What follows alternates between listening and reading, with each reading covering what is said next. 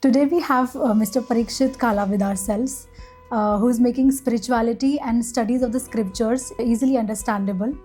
So Parikshit Ji, please tell us something about yourselves. I am basically an Indian spiritual system teacher. So I'm making the complicated scriptures easily available to all from all ages, and not just the youngsters. I have my students from all backgrounds and all ages, doctors and professors and everyone. That's basically it. So Parikshit Ji, please tell us about your journey and what inspired you to be doing this. My journey began quite early in the childhood.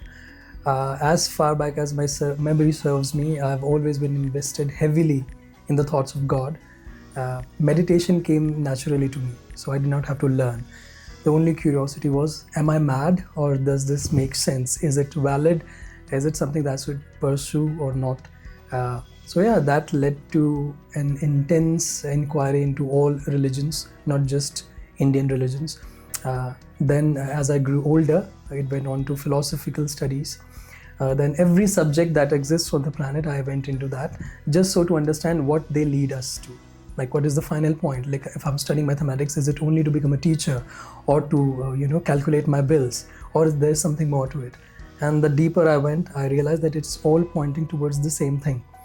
So that realization, coupled with a lot of experiences, deep, intense personal experiences, trance, ecstasy, and whatnot, they led me to this moment here where I am actually teaching those things which I found no one to help me understand. So I'm making it easier for others to understand these things, because these doubts do come in our minds, especially with the times like these, where each of us is conflicted about something or the other. Psychological disorders abound. So I thought that this would be something that I could do as a service to society, not because I wanted this to be a profession. It's just that it felt natural to me, and so I'm doing this. So Parikshit Ji, whatever you are doing, and so how does this work of yours, combines with the idea of sustainability? It combines beautifully, because when we say sustainability, it is always in relation with others, right? What kind of a harmonious life you're living. So instead of some scientist telling me that the polar ice caps are melting and that I should not be driving 100 cars, or I should be taking public transport, this knowledge should come from within.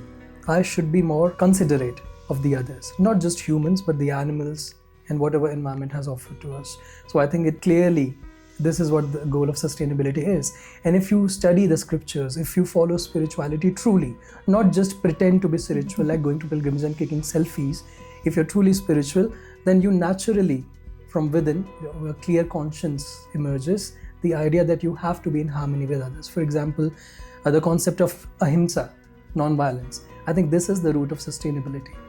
If you do not hurt others, you will not be hurt in return. So I think this very well gels with the idea of spirituality, that sustainability and spirituality go hand in hand. In fact, there are various systems like yoga where they say sustainability is a must if you have to become a yogi, if you have to achieve the goal of enlightenment or samadhi, you have to live a sustainable life, otherwise it just won't do.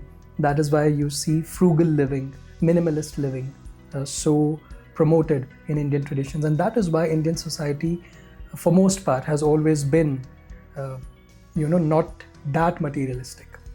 The current wave of materialism that is sweeping Indian society is basically, or mostly, a great impact of the Western idea, right?